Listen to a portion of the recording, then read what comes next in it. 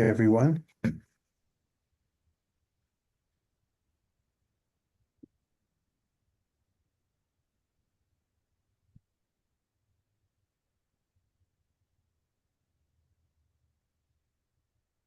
We continue. We continue in our search of wisdom in this world that is constantly reminding us of what at least is perceived by many of us to be a definite lack of wisdom.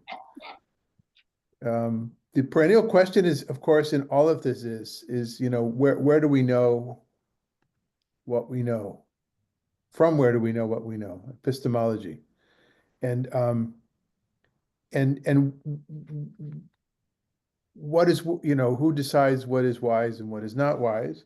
We're looking to an ancient text now of, let's say, who knows, parts of it, maybe even 3,000 years, but certainly 2,500 years old. And we also know that much of that wisdom was found in other collections that preceded, that are dated, that preceded the book of Proverbs, in Egyptian culture and Mesopotamian culture.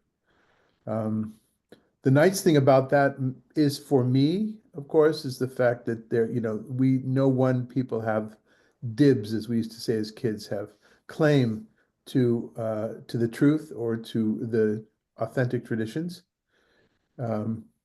without being pulled into absolute no, we're not going there. I'm getting pulled aside. I'm reacting to a webinar I just came on. So apologies for starting a little bit late. I very often things are scheduled an hour before we meet, and after taking a break from many other organizations and my own kind of search for inspiration from colleagues, I'm back at doing that again. So a little bit. Let's get to the text itself. Apologies. Okay, we continue in this collection of this particular collection of Proverbs in the book of Proverbs, which I'll remind us all is not necessarily thematic. I think I have been able to, at least for my own pleasure, I have isolated one unit in the lines of this chapter, which is a little bit problematic. We'll see the rabbis had a different take, but I'm constantly searching in my own reading of Proverbs in Hebrew for signs, for literary devices that might help me isolate or delineate a particular unit. I don't know it's all that important. It's just something I was trained to do, so I guess I do it automatically. But let's see. And so of course, and I tried to divide this in such a way, yeah, that there would be bite-sized chunks. This is a long chunk in the beginning, but I also wanted to bring some rabbinic discussion. So let's read this. If whoever reads it will read it with the ability to maybe say something about it as well. You don't have to, but if you want to react, sometimes some people read it and they're so anxious about reading it that they don't want to think about what they're reading, just want to get it out properly. So let's give it a read. And Harold, why don't you give it a stab from the beginning? False scales. Okay. False scales are an abomination to the Lord. An honest weight pleases him. When arrogance appears, disgrace follows, but wisdom is with those who are unassuming. The integrity of the upright guides them. The deviousness of the treacherous leads them to ruin. Wealth is of no avail on the day of wrath, but righteousness saves from death. The righteousness of the blameless man smooths his way, but the wicked man is felled by his wickedness. The righteousness of the upright saves them, but the treacherous are trapped by their malice. Let's take a break, maybe. It's just, I'm going to have to do this differently, and this is too much to read at one time. Let's take some comments, Harold, for you have first shot if you'd like, about anything we've read here. Well, when he says false scales and honest weight, I assume he's talking about when you're in the market, when you're scales that you weigh things on to the. Os- Ostensibly so, and as we'll see in the Midrash Tanchuma, that connects us to something in the Torah itself. Though I could easily say this is a symbol or a metaphor for something greater in life, right? False scales. I'm thinking of the way people compare the actions of one political party or one party in a war or to the other. This false. Um, uh, what's the word? False what am I looking for? Equivalency. Yeah, false equivalency. I could easily see that. Be honest in your comparison. It's what Krister Stendhal, Bishop Krister Stendhal, who I tried to read some, but the only thing I really remember to quote are his three principles of interfaith dialogue. One of them is don't compare your best to their worst. We'll often say things, modern 20th century Jews would say, look at what the Jewish people did. They came back. Look what they've done. Nobel Prizes. Da da da da da da. The state of Israel gives assistance to poor African countries and teaching them how to farm and drip technology. All the things we heard growing up in Pride. And look at what the Christians have done. The Crusades, or or something like that. That's a false equivalency. Uh, so Oh, that's go ahead. oh, the other thing I was just going to say is, I think in the third and fourth lines, basically they're saying when wisdom is with those who are unassuming, I interpret that as being those who are humble. Yeah. Unassuming here translates the word in Hebrew tsnuim from the word sanua. Sanua is what we talk about in modern Hebrew, but all through is there are a few different terms, and though there will be those who would nitpick and say, I just heard a nit in the webinar I was just on. I heard a particular rabbi quoted as saying there's a difference between hope and optimism.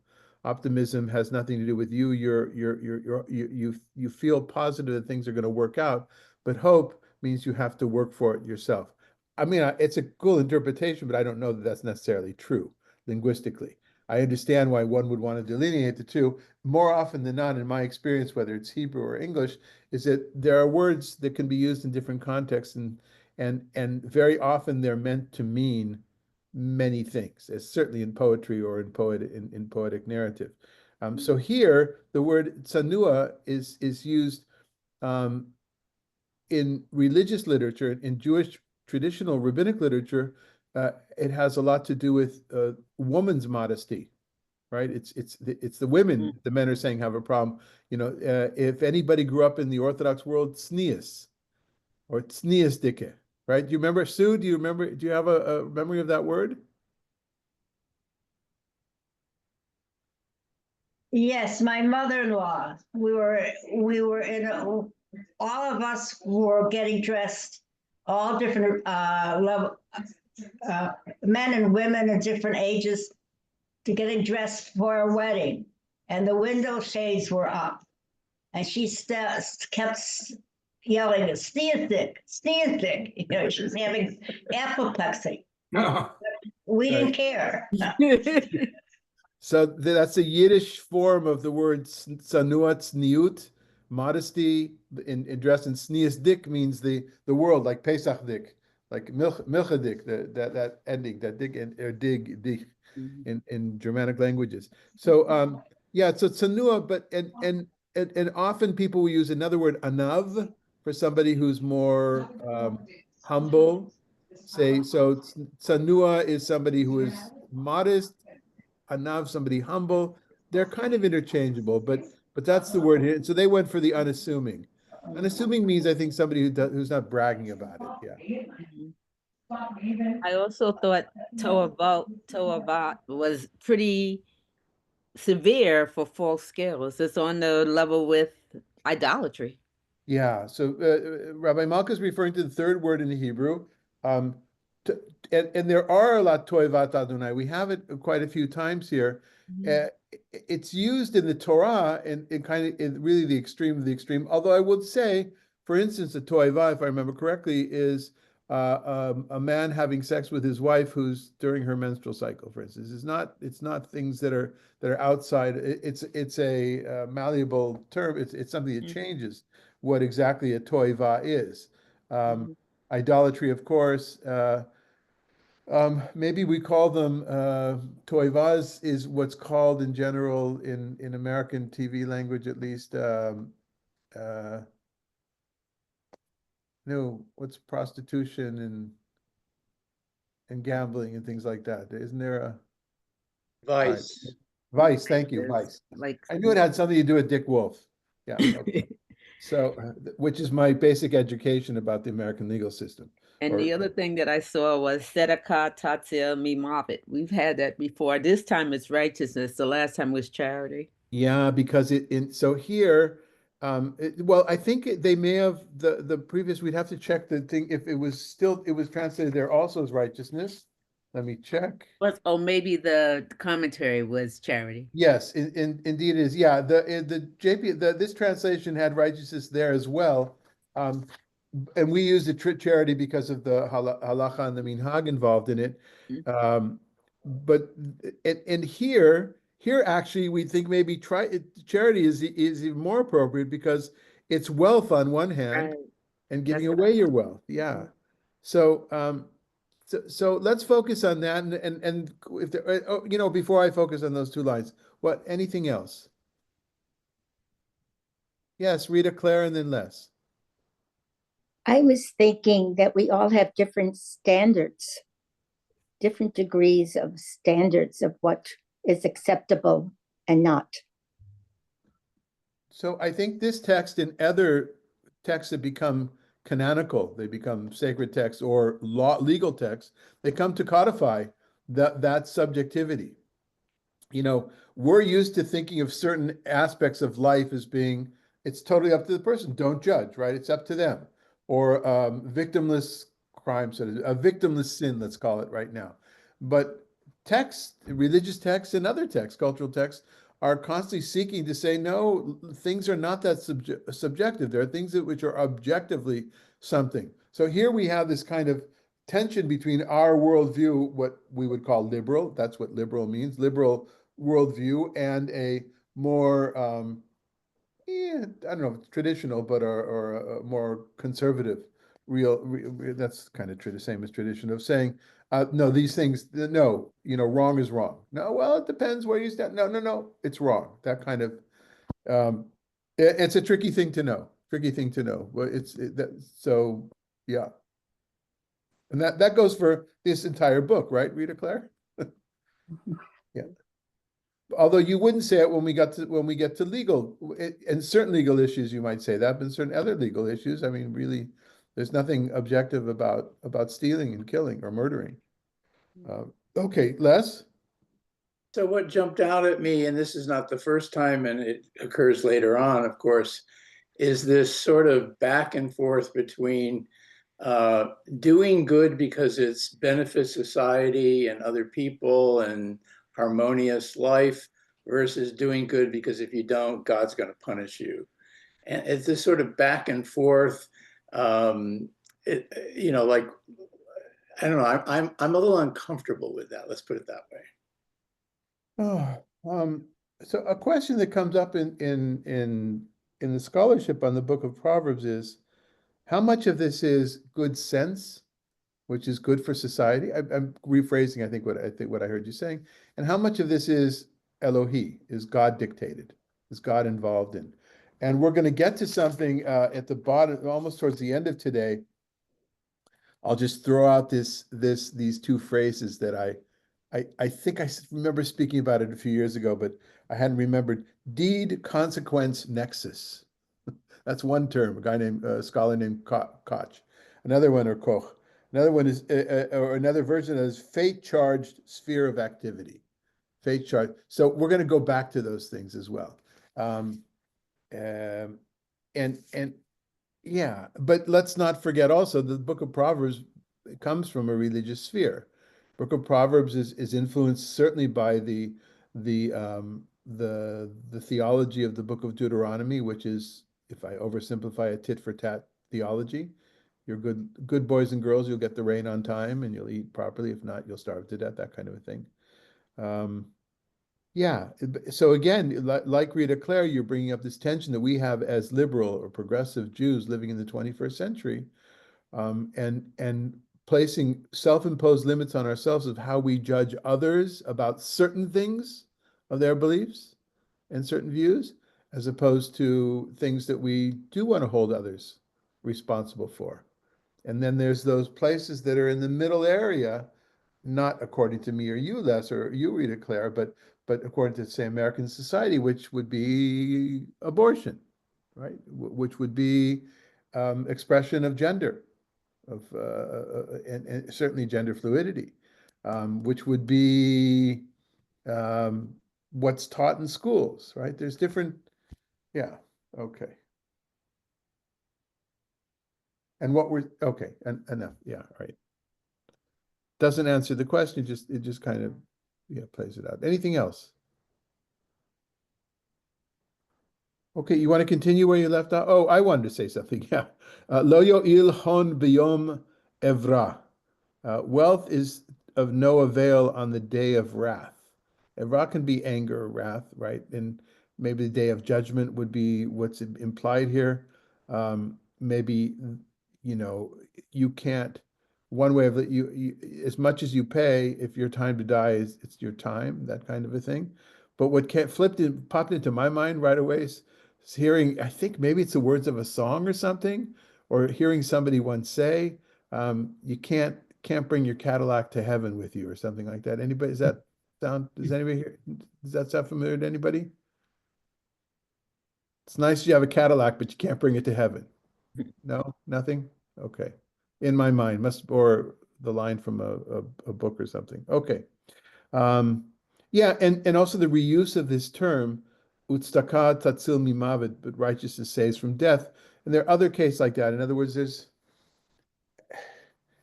yeah, and how this is different than that one, because this has to do with wealth itself, I think. Yeah. Okay. In Midrash Mishlei, they equate righteousness in a roundabout way to Torah. That instead of saying righteousness, but Torah saves from death. Right. And we see that a lot in rabbinic literature. And in fact, they replace, or it's understood that chokhmah and tzedakah, so wisdom and righteousness and Torah, are all interchangeable. Yeah. Torah in this case would be a way of life of Torah, not the 5 books of Moses per se, of course. So why don't we go ahead and look at Midrash Tanchuma, since we're dealing with this particular verse right now. Malka, if you could read from the bottom. And then Harold will go back afterwards to continue reading. Go ahead. Midrash Tanhuma. Rabbi Banana opened his discourse with Proverbs 11:1. Quote, fraudulent scales are an abomination to the Lord. If you see a generation whose measures are false, know that the empire, i.e., the government, will engage that generation in battle. What is the evidence? It is written, quote, fraudulent scales are an abomination to the Lord. And after that, it is written, when deliberate wickedness comes, disgrace comes as well. Okay. So it feels like the falling apart of society, right? If you continue when the fraudulent scales, or let's say the dishonesty, the blatant dishonesty, leads eventually to the crumbling of society. I think that's what he's trying to say. Go ahead. Rabbi Berkia said the name of Rab Abba Bar Lahana, quoting Micah 6:11, shall I be righteous and successful with false scales? Is it really possible for a generation with false measures to be successful and have a bag of fraudulent weights? Right. Rab Levy said Moses also alluded to it, that is, honest weights. For them in the Torah, quote, you shall not have alternative weights in your bag. You shall not have in your house. If you do so, the empire will come and engage you in battle. And what is the evidence of this? From Deuteronomy, for everyone who does these things, who acts dishonestly, is an abomination to the Lord. What is written after that? Remember what Amalek did to you. Okay, so if we opened up that chapter in Deuteronomy 25, it has to do with that law. And then the next thing juxtaposed is the commandment to remember Amalek. In other words, insinuating, implying that if you don't keep your, yeah, I'll use a better term than I was going to use. If you don't keep your commerce and your social intercourse clean and honest, then you will be hit upon by the enemy. You'll be attacked and you'll be defeated. It will hurt. God will use your enemies in those ways. So, one question one might ask here is it even possible for the sages, less apropos what you said, is it possible that they're not saying that's God's punishment, leading Amalek to the battle, but that's what happens when you get caught up with all these lies and things like that, then your guard is down. Of course, I'm thinking of, for those that read Israeli media quite a bit, that the conversation is intensifying in recent weeks about responsibility for October 7th. And many, it said right away in that first week, and I think it's true personally, and I'm just speaking personally, that in that first week there was so much of the army was focused on the West Bank because of settler violence and settler issues and also terrorism, things that were going on in the West Bank. And because there are so many settlements, the focus was there, and possibly other places. Another way, the focus for Netanyahu's career was of himself and the people around him was preserving his seat, and the government each preserving their seats, and the huge inner debate in Israeli society about judicial reform. All those things led to a susceptibility, maybe there's a better word, a vulnerability that allowed Hamas to succeed as it did, tragically, on October 7th. Now, it's not a final thing. It's one way of looking at it. There's probably lots of other things. That's why it needs to be studied. But those are the kind of things that I'm thinking of. And when I'm thinking of now that there are, so many reports of what's being done in the federal government and claims of what money's being saved, and somebody trying to say, well, actually, it's not because of this, or, the long term, if you cut staff from the tax people, Internal Revenue Service, then there will essentially be less money in the coffers. All those kinds of things have to do with honesty and reporting. It kind of goes back to that. How do we know what we know? Where do we know it from? And how do we judge it? And yeah. And this is almost like a midah keneged midah, I think, here, because if you have full scales, who does full scales generally hurt the poor among you the most, because they can least afford to be cheated in business. And then what happens if you have full scales? And remember what Amalek did. He attacked the people who were the poorest and the most vulnerable and in the back. So it's kind of good like, point. Yeah, good point. That's an interesting point. Different than the point that I was going for, but certainly not only valid, but a really good point, is that what you've done for yourself as a society, now God is letting happen, done from the outside. Yeah. Right. Wow. Oy. This is a good, Rabbi Malka, this is perhaps with that reading, this is a really good source for, for some of the conversations that I imagine you're involved in, that I'm involved in when it comes to anti-racism and how do we look at white supremacy and the economic implications of the last few hundred years here in the United States. Yes, Richard. Yeah, I was going to say, Steve, I like what Malka said, and I agree with that. It's false scales is, you might just think, oh, if I go to the grocery store and I bought a pound of, I don't know, coleslaw, and it was really, 15 ounces, and that's not a big deal. But measurements in commerce are more important than just that. They're the foundation of trust. If people can't go to the gas station and fill up their car and feel that they got 10 gallons of gas instead of 9, and they go to the grocery store and they got the scale there. I mean, the government inspects those scales and puts stickers on them and the purpose of that is so people will trust them. But if there's no trust in business and commerce, the whole the whole infrastructure of society can collapse into chaos. It's really important. I mean, that's the foundation. Just measurements are the foundation of a system of commerce that can be I mean, if you go to I'm not that I've traveled, but societies where that doesn't exist are societies that are in chaos. Good point.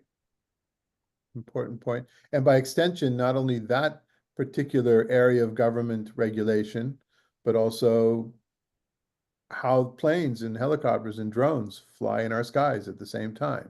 Right. If people don't trust that, they won't get on plane. They won't buy plane tickets. They won't. You know, that's what I'm saying. It's really. I mean, it's medicine, just a proverb, but it's really important. Right. Sure. Medicine, healthcare. Okay. All right. Anything else? So Harold, you want to continue where you left off, which is? Yeah, so it starts at death, the hopes. Yeah, we're about 10, 12 lines down. At death, the hopes of a wicked man are doomed, and the ambition of evil men comes to nothing. The righteous man is rescued from trouble, and the wicked man takes his place. The impious man destroys his neighbor through speech, but through their knowledge, the righteous are rescued. When the righteous prosper, the city exults. When the wicked perish, there are shouts of joy. A city is built up by the blessing of the upright, but it is torn down by the speech of the wicked. He who speaks contemptuously of his fellow man is devoid of sense. A prudent man keeps his peace. A base fellow gives away secrets, but a trustworthy soul keeps a confidence. For want of strategy, an army falls, but victory comes with much planning. Harm awaits him who stands surety for another. He who spurns pledging shall be secure. Just these last two lines are, I have no idea what they're talking about. Oh, it's talking about giving for a loan, security. Bond. Oh, okay. Yeah. So When I see surety, I think of safety. no, surety, no. Yeah, maybe I'm thinking in French too much. Sûreté, safety. But okay. Yeah, and it's a play on words. The Hebrew is kind of a play on words. Ra yeroa ki arav zar, right? The resh and ayin kind of a thing. Yeah. Okay. This We had this issue before, way early, on signing for loans and things like that. Remember? right. Early, the first week or two. Mm-hmm. And so we've had so many of these issues before. The building and destroying of a city comes up quite a bit. Yeah, I imagine to myself, so what did this look like? 2,300 years, 2,400 years ago. The teacher is sitting with students, the parent with the child, maybe reading this before bedtime. Now give me and say, and maybe two at a time, 2 lines at a time, maybe. That's why I'm searching for ways to delineate the text, and maybe that's just a modern kind of a thing to want to say they're small bite-sized pieces. But how would this be used? How would we use it? We're flying over I know it seems like we're slugging through the text because this is a long book, but I usually try to do it 1 chapter at a time. Last 2 weeks we split it to 2. But how, what are the ways that this text would have been used soon after it was published, so to speak, when Excluding the use in fortune cookies. Yeah, right. Yes. Yeah, that's great. But isn't this great? Hey, great line, right? For Proverbs-based fortune cookies and kosher. When we were kids, I went with my best friend in high school, who was a little bit lax, but we were both Orthodox. And we went up to San Francisco to visit friends, I think. And we're walking in Chinatown. And he says, I don't care. I want to have fortune cookies because his brother, his brother was very strict and always made sure that we were not doing something wrong, halachically. And we're up in Chinatown, and he's saying, I want to get fortune cookies. There's nothing, what could they possibly put in fortune cookies? I'm having fortune cookies. We turned into a store that had those kinds of things. And up on the wall on our right-hand side were stacked these these big kegs of USDA grade, whatever, grade A lard. So I kind of looked at him, and when it's in your face, there's no way of saying what could they possibly put in it, right?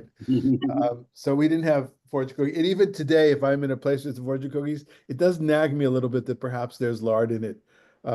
So I'm saying is that if maybe there's in Florida or in New York or in Israel a market for glatt kosher fortune cookies with Proverbs.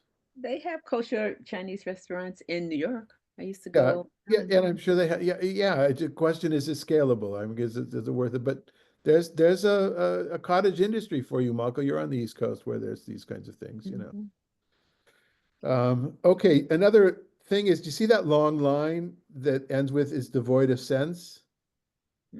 So these, for my own benefit, also for your benefit, especially those that can read the Hebrew. In this course, you've noticed that I'm doing the two boxes, the table, and I adjust the size of the font so there'll be line more or less it works out line opposite line. That line that has 1, 2, 3, 4, 5, 6, 7, 8, 9, 10 words is 4 words in Hebrew. Baz Ehu Chasar Lev. And I just wanted to point that out that that Hebrew is much shorter in words than in English. I think is it 2 to 3? Precise. Yeah. Yeah, I think it's a ratio of 2 to 3, something like that. Yeah. Okay. Anything else? Rabbi, Yes. why does harm await someone who stands surety for another? Isn't that a valuable thing to support someone? Yeah. So I was wondering about the same thing, and I'm wondering though if it Ra Yeroa, give me a second. I didn't get to. I think maybe it stands means who won't give, and as opposed to will give, which I would have thought it is. Give me just a second to check. Or why harm awaits? It's almost like who surely gives, right? Though. I think Because this it's is a Rar truism. I Yeroa. mean, Charles, even Shakespeare knew this when he said neither a lender nor a borrower be. It's a little different, but it's when you co-sign a note, you open yourself up to a great deal of liability. So you better be very careful about who you co-sign with for. No, that's true. But if it's your brother or your friend, I was going to say, you should only do it for family. Well, and the word is for another here in Hebrew is zar, a stranger. Right, stranger for another. Okay. Yeah. So it's saying you surely come to harm if you do it for a stranger. Yeah, then you'll be a friar, a sucker. Thank you. Yeah.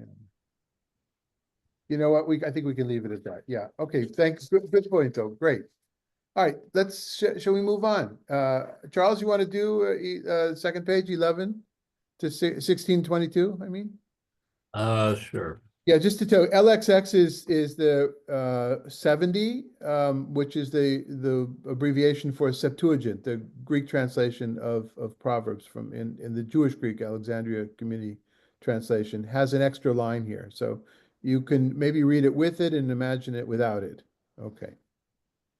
A graceful woman obtains honor. She who hates virtue makes a throne for dishonor. The idle will be destitute of means. Ruthless men obtain wealth. A kindly man benefits himself. A cruel man makes trouble for himself. The wicked man earns illusory wages, but he who sows righteousness has a true reward.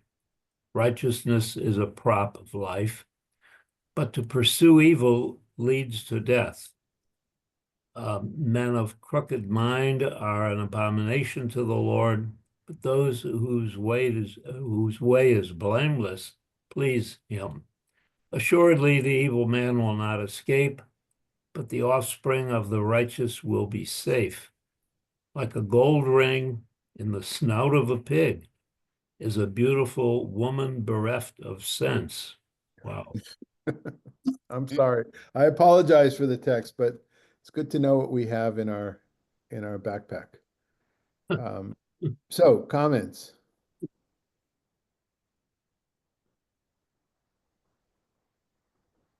I do want to get to what's highlighted. Yes, But of course. Yeah, we'll get to that in a second.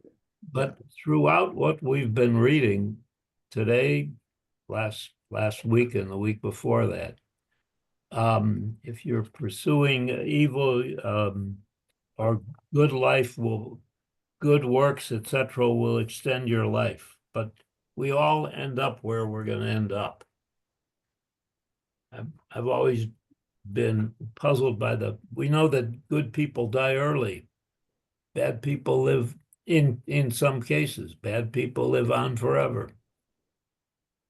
Right. So I guess that the different or the do we read this text or other texts as being prescriptive or descriptive?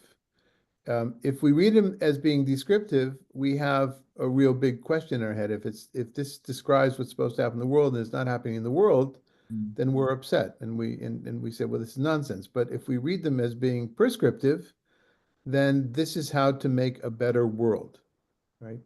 And that's yeah, and Ruthless men obtain wealth is prescriptive? a No, right? It's descriptive. yeah, that is descriptive. So maybe it's a combination of the two. Yeah. Yeah, I don't it was first step. I mean, it is a very good question. Remember, righteousness is a prop of life. What does prop? I mean, does it hold it up? Is that the point? Yeah, the Hebrew is kain tzedakah l'chaim, which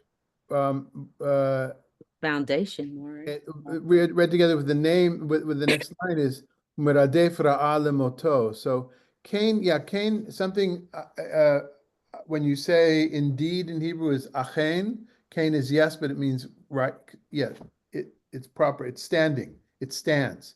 So I think that's what that gave them the prop, meaning it not a prop as in a props in a movie set, but a prop of something propping you up. Okay. Yeah, I think that's what that is. Yeah.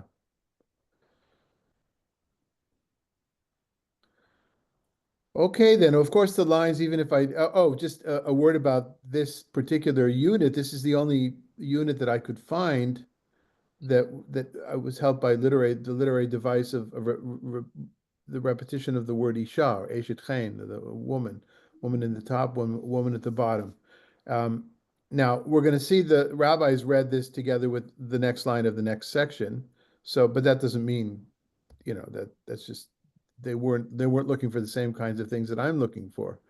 And it brings us back to that overbeloved topic issue of the author or the editor or those that produce these proverbs is the woman. In this case, though, woman I think is meant to be not symbolic of wisdom, or the bad woman of evil of the Yetzer Hara, but I think this is actually seems to me talking about women themselves. And while starting that a graceful woman obtains honor, but if you skip to the end, but a woman who is bereft of sense, she doesn't have honor. She's like a gold ring in the snout of a pig. I don't suppose anybody knows the band Bloodwood Pig. What? My favorite, look at when I was a kid, before I became Orthodox, I was always looking for ways to excel in being different. And also I played saxophone. And I love rock music and jazz fusion, and so I'm going to find you I think I still have it someplace in the house. The album cover for one of their albums. Just a second. Bloodwind Pig, and I loved it because they had a saxophone and rock music. And it was here it is. I knew I was No, underwater. I don't want that. I just want the picture. I just want the picture. How do we get the picture? Oh, I'm sorry. I'm sorry. Rabbi, it says here also, assuredly the evil man will not escape. Yeah, hold the thought for just a second, okay? And let me.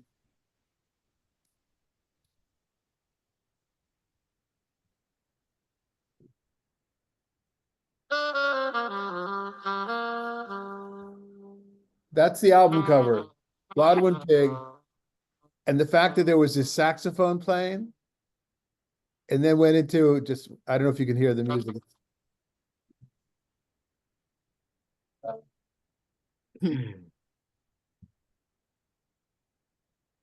Deluxe edition, modern alchemist. Oh, now how do I turn it up? So anyway, Bloodwind Pig. Of course, that's what I thought right away. Was seeing the gold ring in the snout of a pig. Who knows? Maybe there was a Jewish kid or somebody who grew up with the Book of Proverbs in that band. Not a terribly famous band. The fact is, none of you have ever heard of Bloodwind Pig, but we're talking about early 70s. And I played a lot of saxophone together with that album. Used to turn it up full blast on my parents' stereo and sit in the den playing saxophone, which is not really connected to what we're doing here at all. What were you asking, Roberta, before we look at Midrash? It actually it says assuredly the evil man will not escape. So we're saying that if he does evil, who is going to bring him to heel? So are you asking, is it God? Is this like a feel like, yeah. Yeah, he's doomed. If you're evil, you're doomed. Yeah. Yeah. So let's go back to that question when we get to our final discussion in the next section that has to do with that deed consequences nexus. You know, what does it mean? What is it? Divine retribution, or is something else going on? So yeah, well, let's get back to that. Yeah, but for now, if we could read Midrash Mishlei, Les, you want to give it a try? Sure. If you put any kind of silver in the snout of a pig, it will go and get dirty in the mud and excrement. If you neglect to wash it, the pig will rub it in, I think. Yeah. So too, if a scholar or a sage goes to a prostitute and does his business with her, his Torah will be sullied, as scripture states, like a gold ring in the snout of a pig. And then is a beautiful woman bereft of sense, which according to Rabbi Alexandri means that she takes the Torah from him. Right. The fact that he's gone to her, that she pulls out all the Torah from him. This is my own translation. As I mentioned last time, Midrash Mishlei in English, or time before. I don't have access to one. It's a out of print book that I'd very much like to get to, mostly because of the notes. So this is pushing me back in my days of translating rabbinic texts. I would On Amazon, Rabbi. You see the text for sale? Amazon. You got Bert Wisotski's thing on Amazon? It was an old library copy, but they have other copies. Is this Oh. what you're talking about? Can you see it? No, I can't. But is it Bert Wisotski? Mm-hmm. Oh, then that's it. Oh, cool. It was a library copy, but that they had. Then I will. I guess I looked at Amazon, but I wasn't looking at the used ones. But I will look again. Yeah, I had my local, and also I'm in my attempt to. My little way of changing the world is to not use Amazon as much as I can. Well, Doesn't actually, mean not at Dr. all. Bizotsky told me it was there. Oh, I really? asked him for you. Oh, you did? Okay. And then you went and got one right away instead of, yeah, okay. If that's the last one, you're dead, Malcolm. I'll send you this one if it is. You let me God forbid. Yeah, I'm using as much as possible the local bookstore, and he actually told me he'll be on the lookout for one, or he sent to some of his sources of books. Yeah, all of you living here, and I know some of you it's not easy to get out, but I encourage you to use the local books, the best bookstore in Palm Springs. That's Right. what it's called. It's downtown on Tockwitz in between Indian Canyon and Palm Canyon. They're lovely, lovely people, the owners, and yeah, and I'm slowly talking about doing some sort of a Jewish book event or Hamidbar and that bookstore sometime maybe in the fall. We'll see. Okay. If you don't use Amazon, is it okay to drive a Tesla to the bookstore? I wasn't going to mention that last time. Although you've seen those bumper stickers, I would imagine, right? Yep. Yeah. What do they say? Bumper stickers.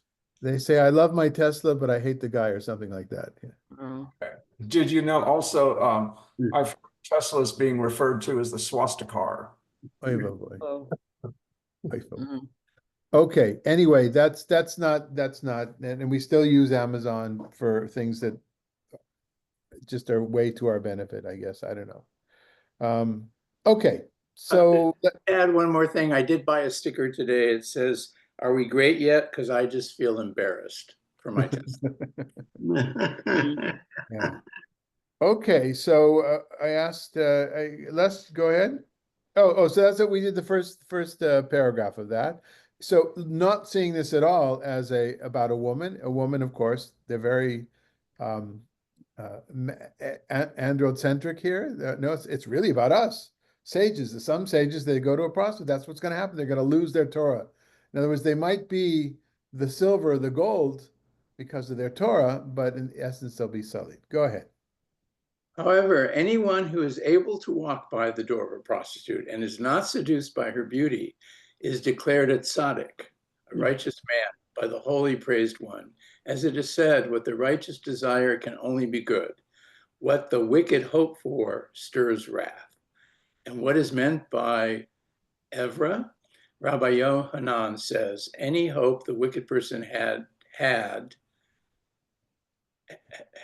had passed when he transgressed that particular transgression. Okay, so you again utilizing a wordplay here on the Ayin Bet Resh. Rabbi Yochanan comes up with this, any hope that a wicked person has passed. In other words, he has no hope left once he transgressed a particular transgression. And all those words are use the same consonants, Ayin Bet Resh. Little example. Okay.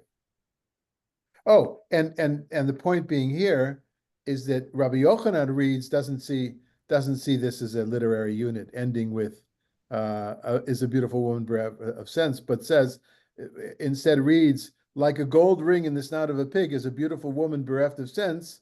What the righteous desire can only be good. What the wicked hope for stirs wrath. That's how reading it. That was kind of one of my points in bringing this here. Okay. Eileen, you want to read the last section, or is there anything else on this that people, especially about the ring and the snout?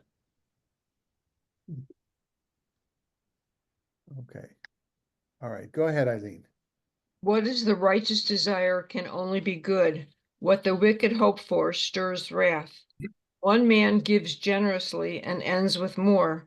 Another stints on doing the right thing and incurs a loss. A generous person enjoys prosperity. He who satisfies others shall himself be sated. He who withholds grain earns the curses of the people, but blessings are on the head of the one who dispenses it. He who earnestly seeks what is good pursues what is pleasing. He who is bent on evil, upon him shall it come. He who trusts in his wealth shall fail, but the righteous shall flourish like foliage. He who makes trouble for his household shall inherit the wind. A fool is a slave to the wise-hearted. The fruit of the righteous is a tree of life. A wise man captivates people. If the righteous on earth get their deserts, how much more the wicked man and the sinner?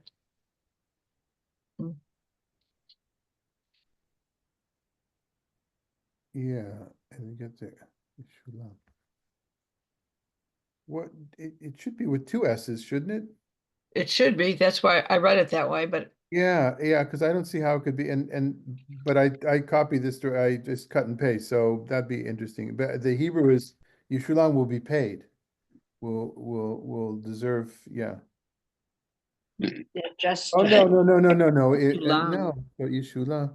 Yeah, Hein Yishulam. Tzaddik Ba'aretz Yishulam, so Yishulam maybe means something, maybe it means actually bad things, deserts, but I've never seen it. I'm not sure. Get If their just, no, get their just desserts, meaning what? That's what justice, right? Yeah. is that expression just desserts? Yeah, Yeah, yeah. Oh, Yeah. okay. All right. So a bunch of things here, but let's start with comments, with questions. well, one of my comments is, you said before, how is this used? Well, I don't think it was a bedtime story for children. I Not mean, this- yeah.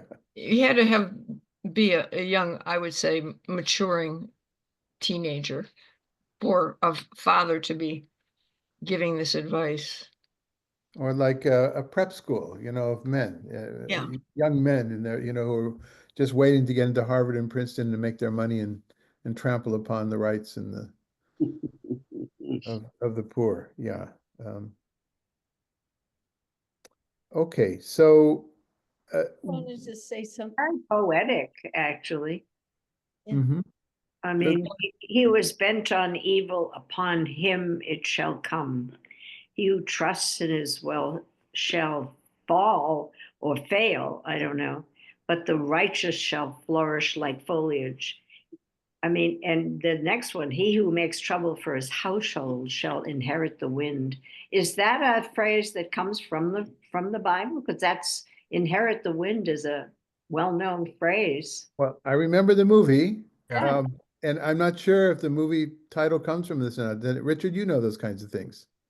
I don't know that, but I just watched Founder last night again with Harvey. You know, the story of Ray Kroc, who stole and then built McDonald's into an empire. Oh, right. Yeah, and so I mean, he was a scoundrel. But then if you watch, but a lot of wealthy people, I mean, they're just ruthless. A lot of success, super. I mean, look at Elon Musk, or the head of Amazon. What's his name? Bezos. Bezos. Yeah, I mean, they're not nice people. My experience with in my career running against a few very, very successful people, successful financially, by and large, they're not nice people. I can count maybe 2 or 3 that were able to be successful and still maintain integrity and kindness and generosity, but it's just the way of the world, I suppose. Okay, Les. So according to Google, the phrase inherit the wind comes from Proverbs, specifically Proverbs 11:29. Okay. And how do we know, how is it connected to the movie? Do we know? Oh, I didn't ask that, except that's where the phrase comes from. So I could specifically ask that. I mean, think about the movie, it's raising issues that are troublesome issues, just brings trouble upon people, but yeah, that would be interesting too. So good. So yes, Roberta, you heard it first here. Well, you didn't hear it first, but they heard it first here. Yeah. And that's interesting because Yinchal Ruach, I don't know that's not something that I remember in 36 years of speaking Hebrew on a daily basis that people would say. So it's interesting when sometimes a phrase becomes something in modern Hebrew as opposed to in English. Yeah. David, Yeah. it reminds me of the other phrase, I don't know where this comes from somewhere else in the Bible. He who sows the wind shall reap the whirlwind. Mhm. So is that if you cause trouble inheriting the wind or reaping the wind, is that a similar meaning? It sounds like it could be. I think here it's not a positive thing. Yeah. So, Inheriting wind is basically inheriting nothing, That's right. Mm. It's just, yeah, okay, vapor. yeah. What'd you find, Les? It says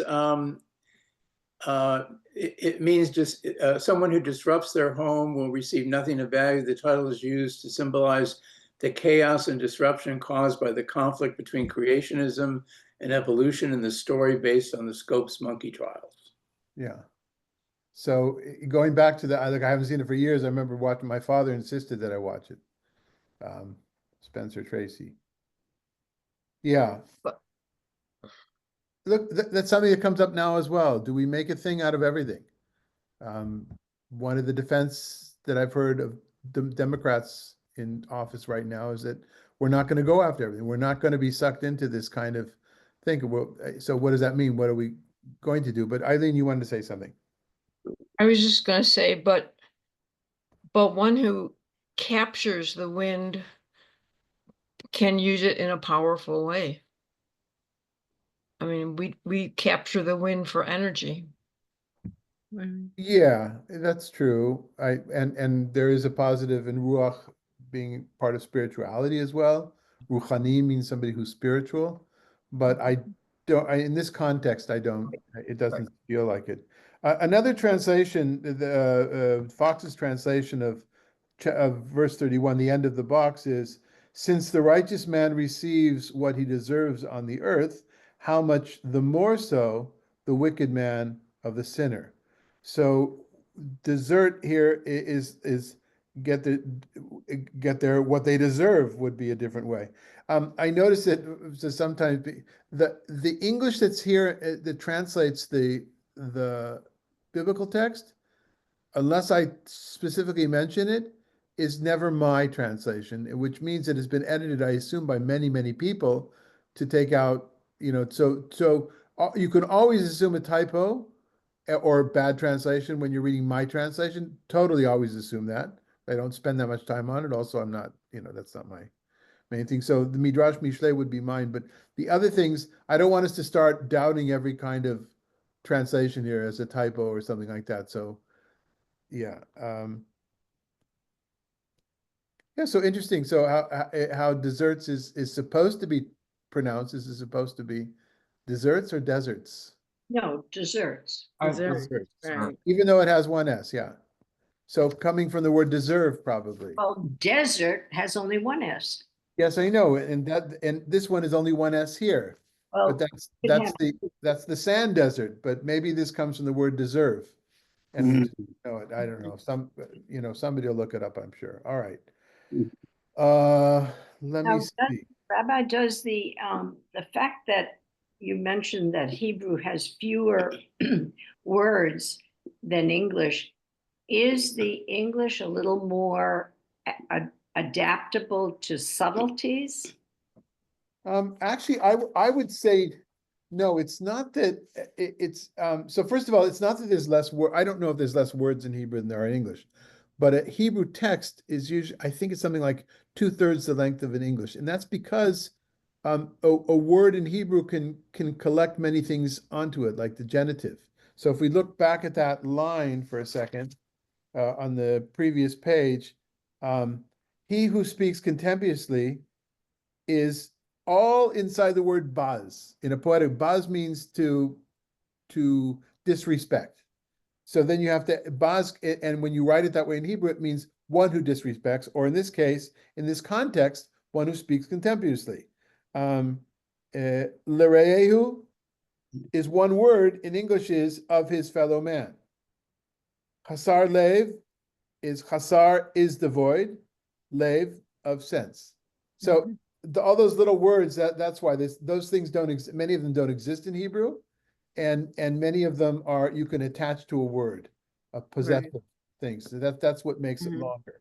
So I don't know that. Now I would say this is one of the challenges that I find, and why I'm putting all the Hebrew on the page here, and why Steve Kinney often goes back to the Greek in our gospel study. We lose a lot in the translation because the translator has to choose just one way to translate it, whereas the original can contain multiple nuances of the same word, same meaning. And so it's a hard question for me to answer, Roberta, because these aren't scientific texts.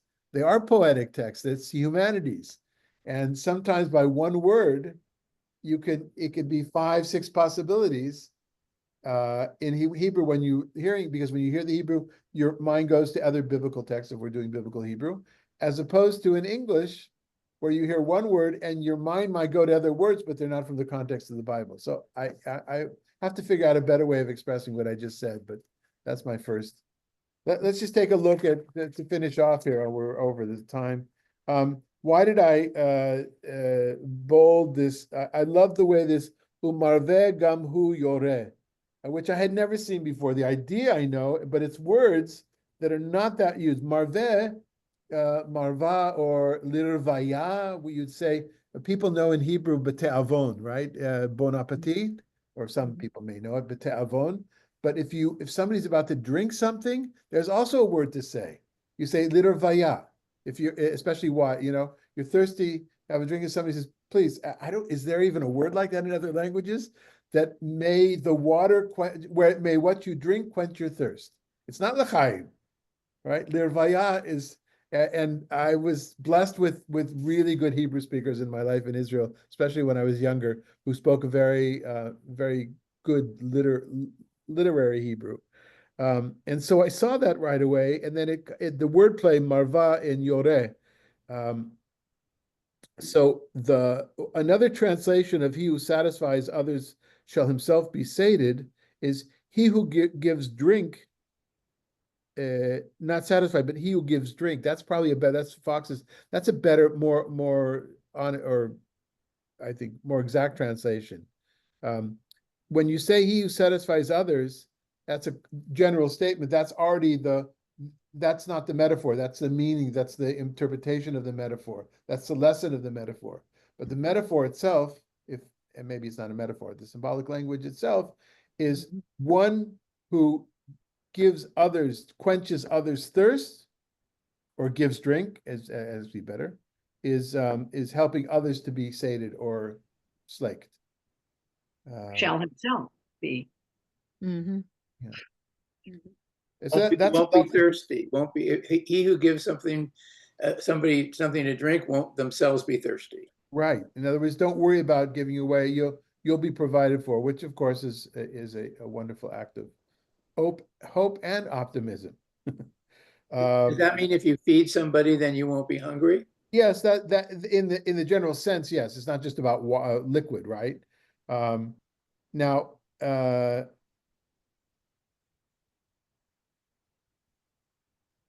soul of blessing.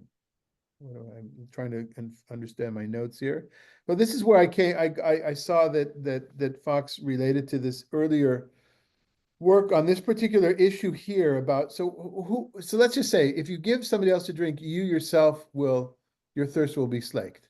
Not a word I use often, but I'm using it today. Does that mean that God, so back to your original question, and this goes back to you and others that brought up this thing. Does that mean that God will cause you not to be thirsty? Does that mean God will cause a well to appear, or a bottle of water will just happen to be found on the ground as you walk because you gave your water to the more thirsty hikers? Or does this mean, and this is where the term comes, is that the guy coined here, deed consequences nexus.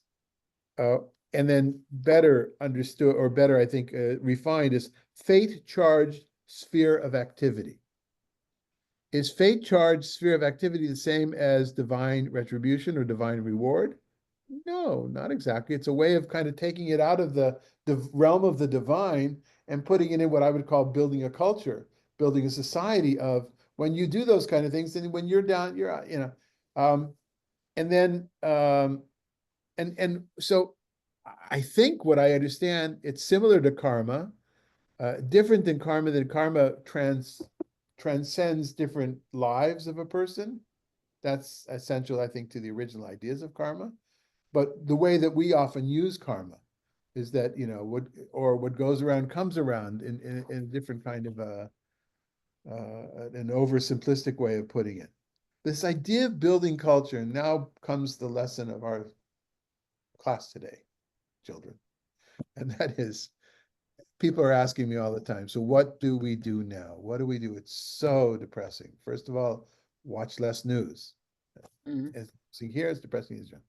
Second of all, think of the things that we can do individually that will improve. Now, there are things that getting involved in local politics, was the topic of the webinar I was just on, but it doesn't fix the system, but it does push a little bit in the right direction. But more importantly, the last thing is do something good. Sate the thirst, satisfy the thirst of somebody else every day. Find one particular thing you can do that will help somebody who needs something certainly more than you do. And that can be easily a phone call. That could be an action. It could be so many different things. And I'm so proud of Or Hamidbar's community here in person. I'm proud of all of you, of course, and how proud that all of you call me our students and our friends. But when the various people in Or Hamidbar and the Chavurah take care of each other, picking people up and picking up medicines and whatever we do in the phone calls, yeah, that's how we build our little part of society. Does that change United States, the world? No, not really, but it does provide a certain amount of change to Palm Springs, I think, and to a certain slice of group. And those are the things that we do, and we hope that not too much damage will be done in the coming years that can't be undone when things swing the other way. Final words or questions or? No. Sorry to go on so late. What But you just said was a great divertor. no, thanks. I just have a Hebrew question, but I'll email it to you. Okay, great. And no, like Harold often does, some of you do, but always you can email things. And also, if somebody wants to grow that business venture, put together a business plan for the kosher fortune cookies with Proverbs. I saw that. I think Les already sent me something. So we'll open up to everybody to get on board if you want to invest. All right. Thanks for being here, everybody. Bye-bye. Ponzi scheme. Thank you. And thank you. Bye. Thank you, Madalena.